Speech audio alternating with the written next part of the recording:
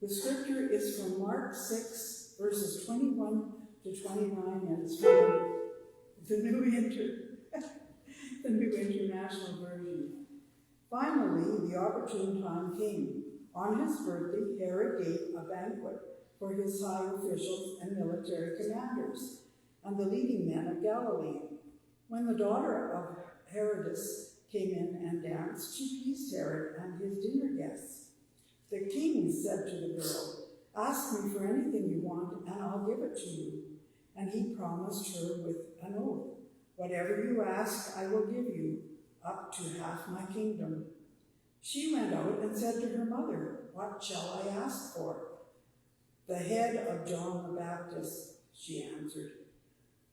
Once the girl heard to the king with the request, "I want you to give me right now the head of John the Baptist on a platter." The king was greatly distressed, but because of his oaths and his dinner guests, he did not want to refuse her. So he immediately sent an executioner with orders to bring John's head. The man went, beheaded John in the prison, and brought back his head on a platter. He presented it to the girl, and she gave it to her mother. On hearing of this, John's disciples came and took his body and laid it in a tomb. Thanks, Fran. Good morning, everyone. It's good to be here with you. This story seems to be a little bit out of place. The story that Fran read for us. Until now, we've been following Jesus through different areas of Israel where he's walking with his disciples, he's teaching, he's healing, he's doing all these miracles. And then all of a sudden, there's this story just kind of plopped right in. And Mark doesn't really feel restrained by sequence. This story has happened before already. What we're seeing here in sequence is just King Herod having these thoughts. King Herod is wondering, who is Jesus? Well, that's kind of what we are doing in this series. We're asking, who is Jesus?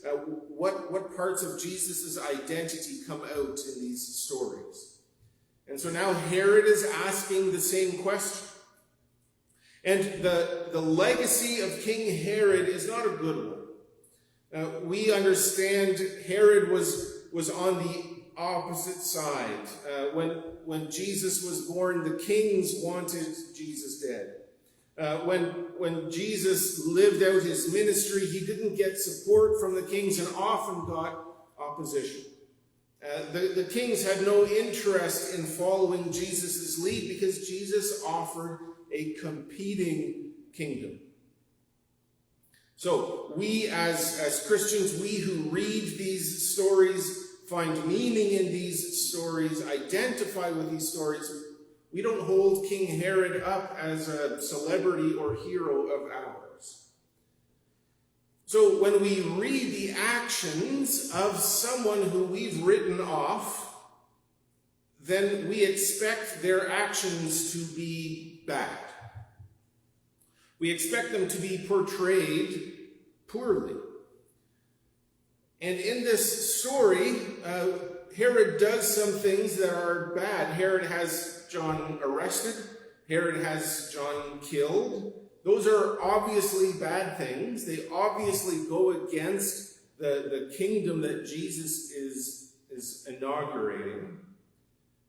But it was interesting to me as I read this week that besides those things, and again, those are big things, but besides those, King Herod sort of comes off all right in this story. So let's go through this story kind of verse by verse a little bit here. King Herod is asking, who is Jesus? He's been hearing these rumors, all the stories that we've been reading, the stories of healings and miraculous feedings and teachings, all these things, the word is getting back to King Herod. And he is asking, who is this guy? And just a little bit later, in Mark chapter 8, Jesus will ask the disciples, who do people say that I am? Now, that's a few chapters later. We might get there as the series continues. But the disciples, they offer up some of the answers.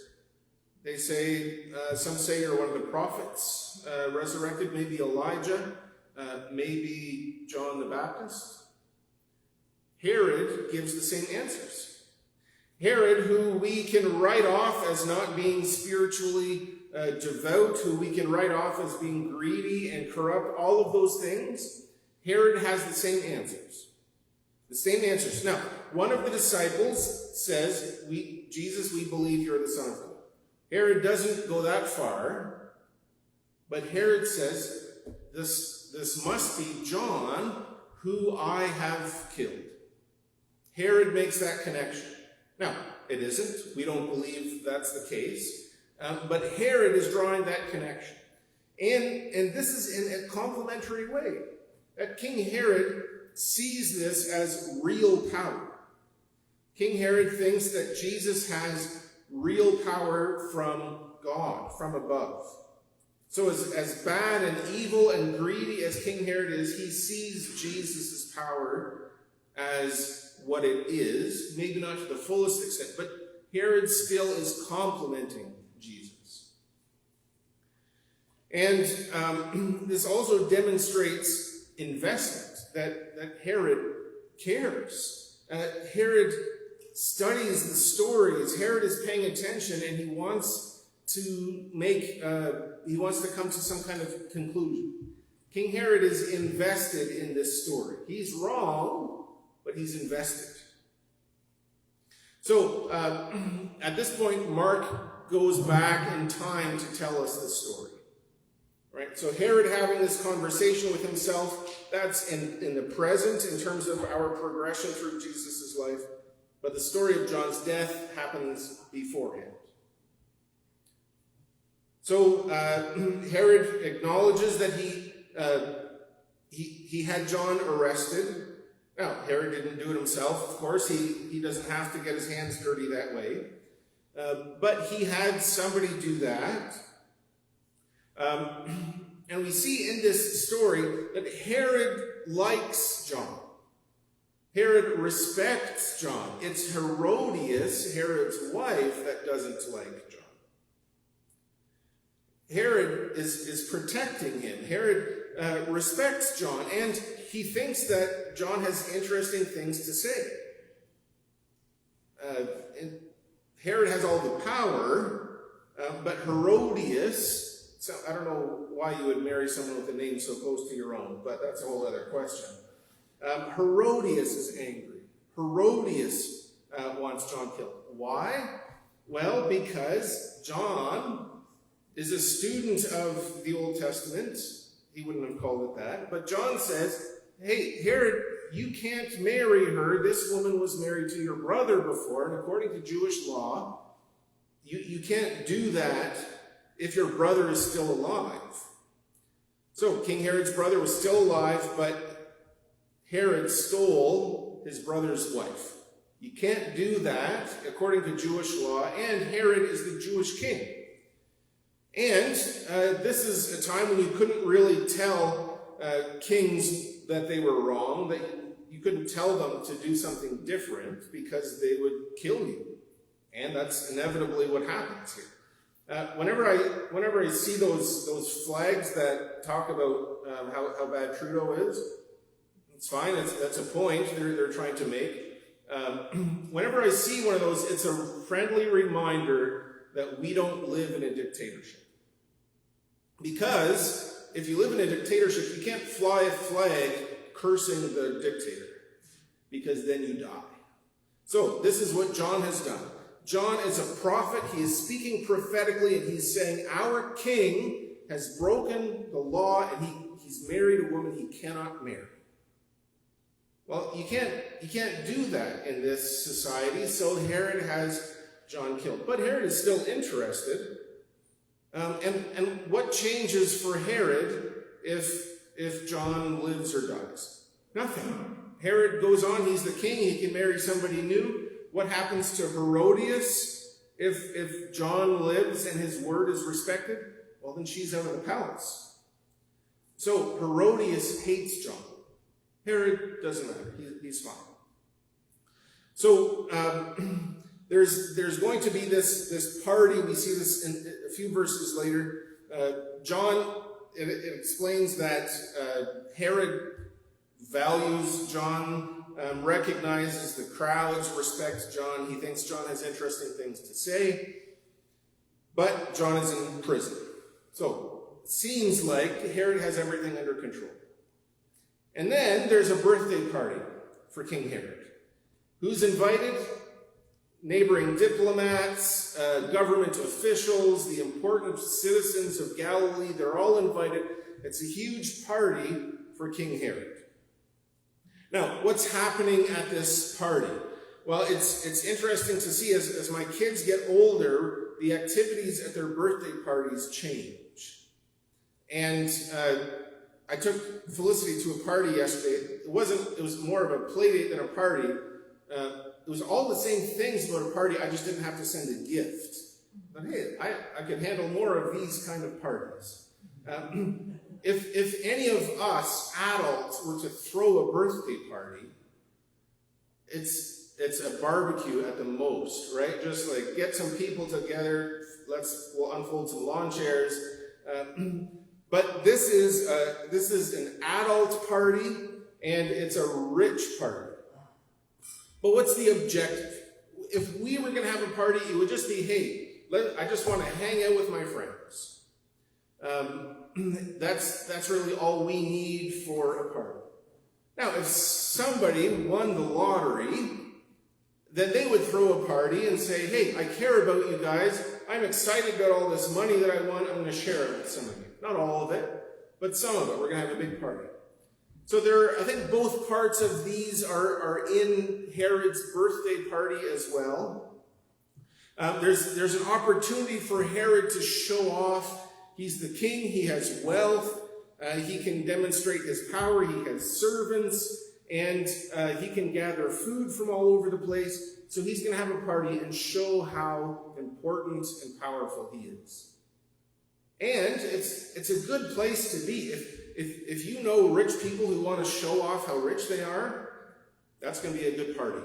There's going to be good food. There's going to be lots of people, important people. You want to connect with those people. That's what's happening at this party. But also a second thing happens when rich and powerful people invite you to their birthday party. Everybody that's invited wants to benefit from the riches. They want to sort of rub shoulders with the right people. So it's a party for Herod, but everybody else wants to assert themselves. Everybody else wants people to know, hey, I'm important enough to be invited to this party. And everybody can come and bring gifts to show their loyalty. Hey, you invited me to this party? That's great. I want to be even closer. I'm going to give a better gift than everybody else. So all of these things are happening at this adult party. And then after that, there's a dance, and depending on which translation you're reading, the identity of the dancer is different. Some people say it's King Herod's daughter. Some translations say it's Herodias' daughter. I'm not going to get into the Greek there, but this girl comes out and dances. And King Herod is excited by this dance, so excited that he makes a generous offer, that he says to this girl who's just danced and impressed the crowd, that he is so impressed he's going to give her whatever she wants, up to half of his kingdom. This doesn't make sense. The party sort of makes sense. Why there's a dancer? Well, whatever. Culture, we don't really know. It could be any of those things. But it doesn't make sense that he would make this offer to her. Up to half of his kingdom. Herod is a wealthy man. He's offering half of his kingdom. So how do we make sense of this? Well, it's a party. King Herod could be drunk. King Herod, in his intoxication, could say a thing that doesn't make any sense, And maybe Mark is saying King Herod is out of touch. He's out of control, and that's why he made this generous offer, but it's only generous because he's so foolish. So that could be it. It could be that there's an erotic component to this dance, which doesn't make sense because this is either his daughter or his stepdaughter, which makes her the niece if it's through his brother. So that doesn't make sense. Now, some of you come from different traditions. As a Mennonite, for me to think of a dance having an erotic component, that's automatic, right? Like, when growing up, there was a dance at my grade 7 and 8 school. And I told my sisters, my older sisters, there's a dance at school, but I don't think Mom and Dad would let me go. And they said, yeah, you're right. That's why you're not going to tell them about the dance. Because even in grade 7 and 8, I thought this is just going to be too fishy. We can't do this. So I danced there. And let me tell you, my arms were out this far. And it was awkward and stiff, and I remember it very fondly. But nothing remotely erotic happened on that dance floor. But if that's the case, maybe Herod brought his daughter / stepdaughter / niece out so that she could find a husband. Maybe that's part of the idea, was that one of these wealthy men was going to show interest in marrying this daughter. And then so the half of the kingdom that he's offering is inheritance, as, you know, with a bride price that anybody would benefit from. So maybe there's a component. It's still weird. It still doesn't really make sense, but it seems to kind of justify some of this. Now, again, it could also be there's just a cultural thing. This is 2,000 years ago, halfway around the world, so there are things that we're not going to understand, granted. But there's a connection here. So King Herod says that he will give her whatever she wants, up to half of his kingdom. There's something unique about that offer. And I did a concordant search, and that phrase comes up, half of my kingdom. It comes up one other time in the Bible. And that's in the story of Esther. And when I looked at these two stories and put them side by side, there's so much that's alike that maybe that's what Mark was doing. Maybe it's not supposed to make sense by itself. Maybe Mark is just saying, hey, remember the story of Esther? There's sort of a carryover here. So, you know the story of Esther, but I can summarize it for you. On the surface, Esther is the story of a Jewish girl who wins a contest, gets to marry the king, and then because of her loyalty to her family and her humility and loyalty to the king, then she saves her people, the Jews, from destruction. That's the story on the surface. But at one point, the king in that story offers Esther up to half of his kingdom. Exactly the same phrase. So when there's a connection like that, it's almost a guarantee that there's some sort of meaning we're supposed to carry from one story to the other. So, what else happens in this Esther story? So there's a king in each story. King Herod we know about. He's around, but King Herod doesn't really have enough power in Israel. In fact, King Herod only has whatever power the Roman government will give him. So King Herod inherited his power from his father. He comes from a kingly line. Not the right one, not the good one, but he comes from a kingly line. And he's there only because he's made an agreement with Rome. So King Herod has said, hey, listen, I'm not going to get in your way. I'm not going to have any kind of resistance towards you. Just support me on the throne. We'll keep peace here, and then everything will be fine. We'll be good Roman subjects. So then he's not the king. And Caesar is the king. And when Jesus is crucified, we see there's kind of a dance. They go back and forth between King Herod and Pontius Pilate. Which one has power? And I think part of what Mark is saying here is that I think what we'll see is that King Herod doesn't have any power and everybody knows it. But the connection is made to King, in our Bibles, this is King Ahasuerus, is the king in the book of Esther. Depending on the language it's translated from, we would probably say King Xerxes is the king there. And the story of Esther in Esther chapter 1 begins with a party, just like King Herod is having. But King Xerxes' party is huge. It's months long.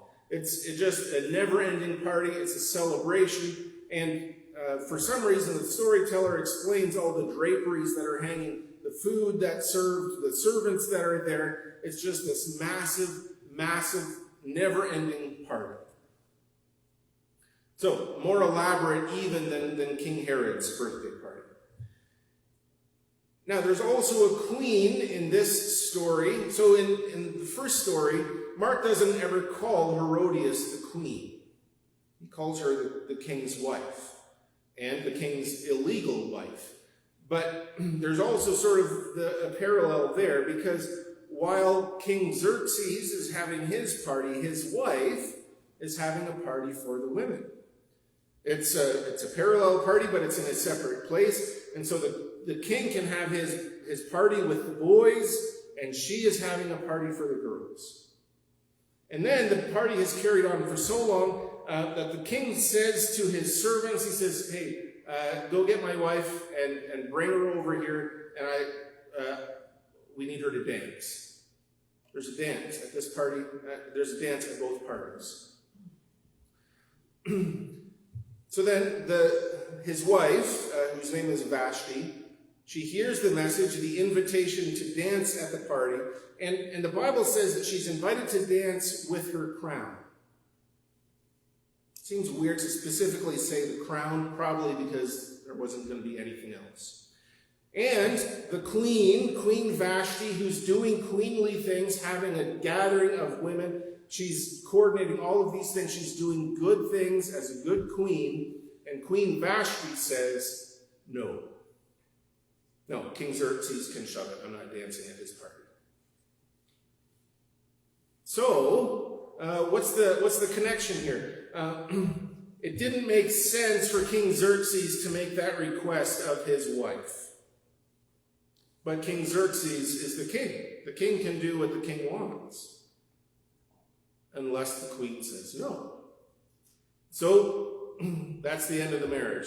The queen is out of the palace, and there's a contest to find a new queen.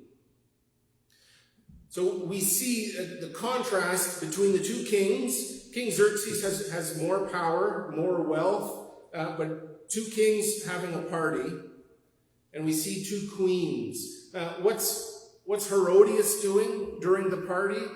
Right? Because we see Vashti, she's having a separate party. She's doing diplomatic things. She's doing government things. What's Herodias doing? She's working behind the scenes, pulling strings to try to get things done her way. Well, eventually there's a contest. Esther becomes the queen. And then she has to be careful. She has to kind of coordinate things, because if the wrong person approaches the king can have them executed, including his own wife, because now he's especially angry about what his last wife did, so he's not going to be any more gracious with the next one. But there's a plan to kill all of the Jews, and Esther has to do something. So she comes forward. She has another party. She makes a smaller, simpler party, but with good food and good people for the king. And now at this king, there's no dancing, it doesn't say. But she says, King, there's something that I want. And he says, my queen, you've given me this great party. You've honored me. You have respected me. I'll give you whatever you want, up to half of my kingdom. Again, is that foolishness? Is it bragging? Is it an exaggeration? Sometimes we exaggerate for fun. Have your kids ever told you that you did something 1,000,000 times? Well, it's an exaggeration. You know exactly what they mean. So it could be an exaggeration as well. But this exaggeration is in both stories. What happens in both stories is that the queen's enemy dies. So in the story of Esther, Esther's enemy is Haman, the king's servant who's coordinating the destruction of the Jews. And because of the way things play out, Haman dies as a result of Esther's request. In Herod's story, the queen's enemy dies, but the queen is Herodias, and the enemy is John the Baptist. I think it's clear to me, anyways, that Mark is making a connection. When you think of Herod, I want you to think of King Xerxes from Esther. So what do these kings have in common? Well, in these two stories, which are set up as parallels, the kings really don't factor into the outcome of the story. These kings are powerful men. They get whatever they want, almost. They control armies. They control economies. They control so many things. But the stories are told in such a way that their choices inevitably don't matter. King Xerxes doesn't rescue the Jews. King Xerxes plays into the plan that Esther and her uncle Mordecai put together. King Herod doesn't execute John the Baptist. He only fulfills the request made by his stepdaughter / niece to have John the Baptist killed. These powerful men don't factor into the outcome of their own stories. So, what's the moral for us? We like to identify with the simple people, the humble people in the stories, because we think that we are simple and humble people. In many ways, we are, but in many ways, we live better than these kings. I could play with my phone for 2 minutes, and 15 minutes later, a pizza would arrive at the door. Nobody else in the kingdom could imagine that power but the king. Many of us will go from this building to another building where servants will come to our table and bring us food. We have power. We live like kings and queens of old. So what lesson would King Herod and King Xerxes benefit from hearing in this story? These parties are stories of indulgence. And people get to celebrate. Celebrating is fine and good. Jesus celebrates. Jesus makes wine out of nothing at parties. Jesus doesn't have a problem with parties. But these aren't parties of celebration. These are parties of indulgence.